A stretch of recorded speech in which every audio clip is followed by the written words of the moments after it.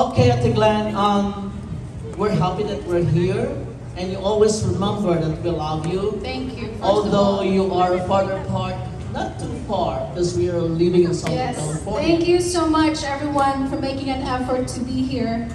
There are no words that I can express how much I feel loved. And I know that for so many years I've been far apart from you guys and coming here at the age of 16. And for so long I felt as though I never really belonged. But now you have shown me tonight that family that really prays together, sticks together, that we have been stronger because of the upbringing of my grandfather who have taught us at a very young age to stick together no matter what happens in life and how hard life may get and we may grow apart. But yet, with our faith and with the love of God, He gave us the strength to really stick together even if we have a lot of dramas. Like the Kardashians, we were the first Kardashians, by the way, and it's part of a family. But yet, truly, I was so shocked and surprised, and I'm so happy to just see all of you and making an effort, because I thought for so long I didn't have anyone. Except, of course, my husband and my in-laws. But I know that distance sometimes is make us really do things, far apart from each other. I know that God has a different plan for each one of us who has brought me here in Las Vegas. I know that it's not by accident that I'm here. And I know that you really made me feel special tonight. And I really mean it from the bottom of my heart. And there's no words to express how much I really appreciate all of you for coming and for taking the time to come over. I know that you have all jobs and responsibilities, but yet you made an effort and I really appreciate it. So thank you. Thank you, Glenda. That was a very good message. Yeah, I think probably you are the farthest in terms of distance. So mostly all of us live in Southern California. But we have to remember, even you're the farthest, you are very special to us. You're valuable. So and I will reveal later who is the mastermind of tonight's activity, and probably at the end of the program, that when that person said, okay, we will have a special celebration, the family have no hesitation at all to come here in Vegas to spend your birthday. Because when we grow up, that's the magic word that our grandfather taught us, papakulas, that the family, we may not be perfect, we may not have all the good things in life, but we live here in this world as temporary and live together as a family. That was a very good message at the Glen. Okay, my next question, and I think you will love it. Do you have any idea that we are all coming here in Vegas tonight?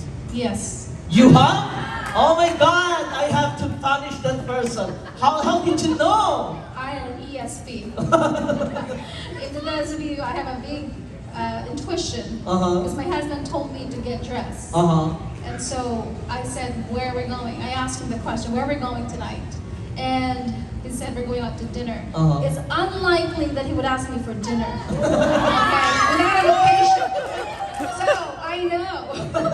And I told him, by the way, your birthday's next week, not this week. So he's like, don't worry about it, we're going out somewhere special. And when he said, dress up the clothes that you wore last week on your birthday, and then it kind of made me like, okay, something is up. And so I asked him the question then, is there a guest from faraway land? So there you go. And so I asked the question, is there a guest from faraway land? And it said no. And so then I said, I don't believe you. He's not a very good liar. And I'm a very good detective. That's the problem. So that's why I have a feeling. And of course, I heard Dunhill's voice. Oh my God, When we Dunhill. came in here, his voice, the microphone was on, and I heard Dunhill's voice. Oh, I'm not holding The that. whole surprise was ruined. Just kidding. That's I not was me. still surprised. That's not me. That's I was still surprised. surprised though. I was still surprised, yes. Thank you, Ate I Glenn. just had an intuition, but I wasn't wow, sure very same. that it was real. Actually, Julie called me, Tito Dex, it's so hard to convince her. She's acting like an FBI. She questioned everything. So you know that's our family. We have to investigate first because we belong to the medical society. We don't believe in her so that we belong in the fact. So that's why we have to investigate. Well, we're glad that we surprised you, not really surprised you, but the effort that we're all here together to celebrate your special birthday. And you know what, Glenn, we grew up in the Philippines. And when you were young kids, so what do you miss most growing up in the Philippines that you want to do here in the United States, or you want to do it more? When I was a child, Uh-huh. I don't know if it's appropriate now. I'm 40 years old. But what I miss the most growing up is really being outside, playing with my cousins. We all grew up together with the same age, running around, climbing trees. Life was so carefree then. There was not a lot of stress. There was not a lot of the things that people or kids today deal with the social media. Yes. I wish it can go back to those times where you just spend outside. Nature has really made us grounded and go back to what life is, simplicity. I think that's what I really miss the most, is the kids who was, you know, at 5 o'clock at night where your mom is calling you, you still hide and seek. And the more she yells and said, Glenna, Jeanette, Daniel, come home, the more we hide. And we don't show up. And she keeps calling us, I think, 3 times until she gets mad. And so now we go out and we go home. But those are the times that I could never forget, where kids had the chance to play and to be with other kids and develop social skills that right now I see is very lacking in our generation. That's true. I think I can relate with you. When I was in Hawaii last year, and I was trying to enjoy the beach in Hawaii, like the beautiful resorts in Hawaii. And when I was trying to figure out like the pristine beaches, the water, and I told myself, these things, these beautiful beaches, we have this in the Philippines. And sometimes we forget that those things are with us. And I think Eckhart Tolle was right in his book, The Power of Now, that sometimes we forget to appreciate the things that we have right now. So family, as we always remind ourselves, appreciate right now the bonding that we have right now. Because we never know that tomorrow can never promise. Yes, amen. Thank you, Ate Glenn. Okay, another question. They said that with age comes calm and wisdom. What are the things or one thing or one lesson that you would like to share to our family or to everyone that you've learned in your past 39 years? 40. Wisdom. The beginning of wisdom is the I fear of the dropped Lord my is the beginning drinks, of but wisdom. can I Wisdom ask like this? is something that you cannot Yeah, be please. educated or go to college. For me, in my life, I become so wise, not because of my own effort or my own ability, it's because of my fear in the Lord. And I fear God deeply because of the things that I've been through in my life. But without those faith, and without the faith that I have now in God, and without really meditating and reading His Word, I don't think I would be here today. You would not see me celebrating my 40th birthday because of the things that I've endured in my past. If you know my story, at the age of 16 when I came here, and I don't want to get personal to those of you who do not know, but yet I have endured a lot. But without faith, and I'm very thankful that I was brought up in a family where we were religious. We went to church and we prayed a lot.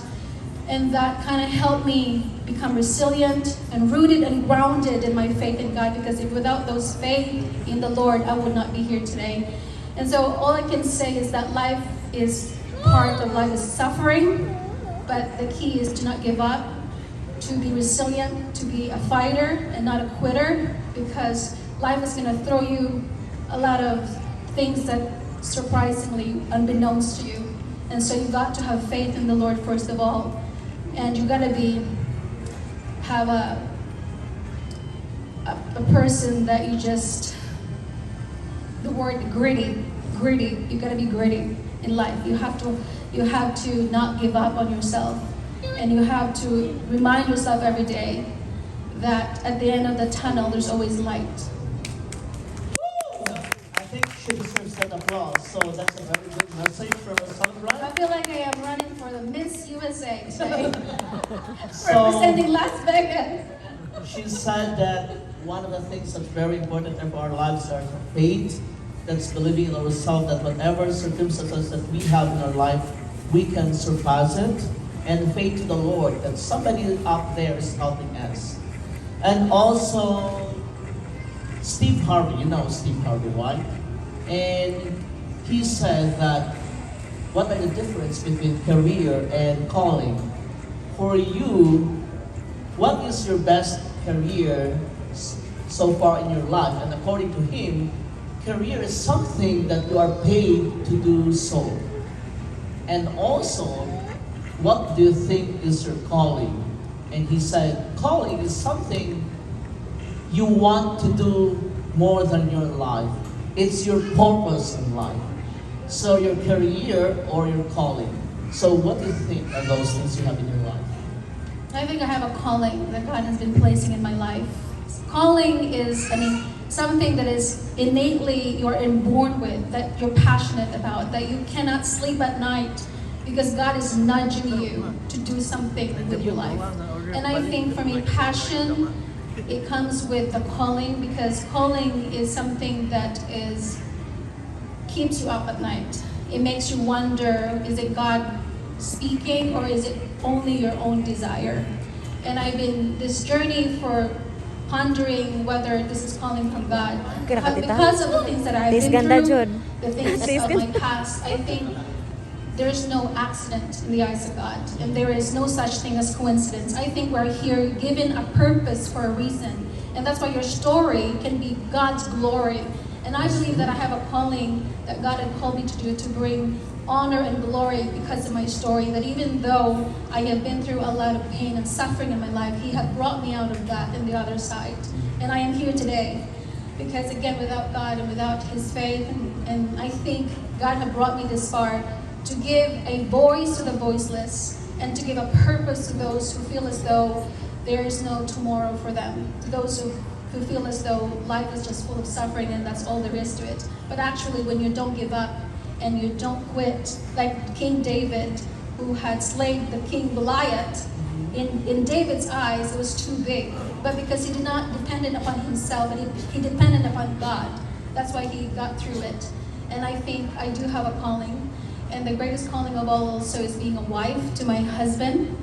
Thank you, my love, for being here. That is a calling, that is a ministry of being a wife, because not everyone is given being a wifehood ministry. Some are in single and some are married, and I am blessed that God had brought me to become a wife. And being a mother is another gift that is, money cannot really be on to.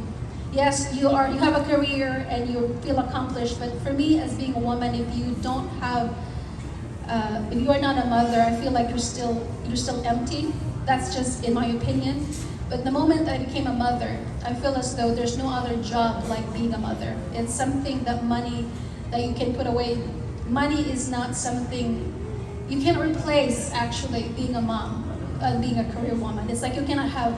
Although I applaud for those women who can do it, and they're so good at doing it, who can multitask, but at the same time, I would not exchange it for anything, being a mom, because it's the greatest accomplishment, one of the greatest accomplishments also, and another calling that God had given me. It's a ministry. It is a gift. I am given this gift of being a mother to teach the next child, for the next generation, the next leader.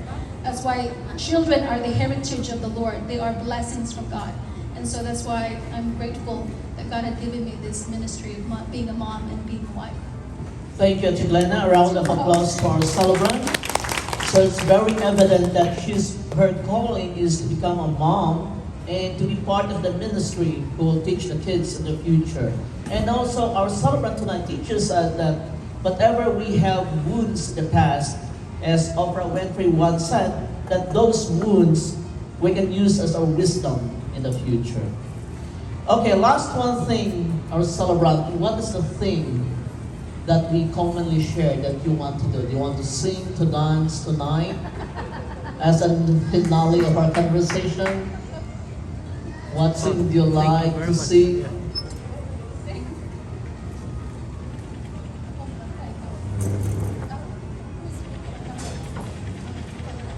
I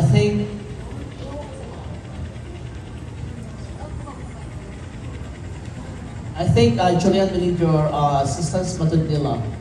So we grow up together. We will sing Matundila. So she will support us. Matundila.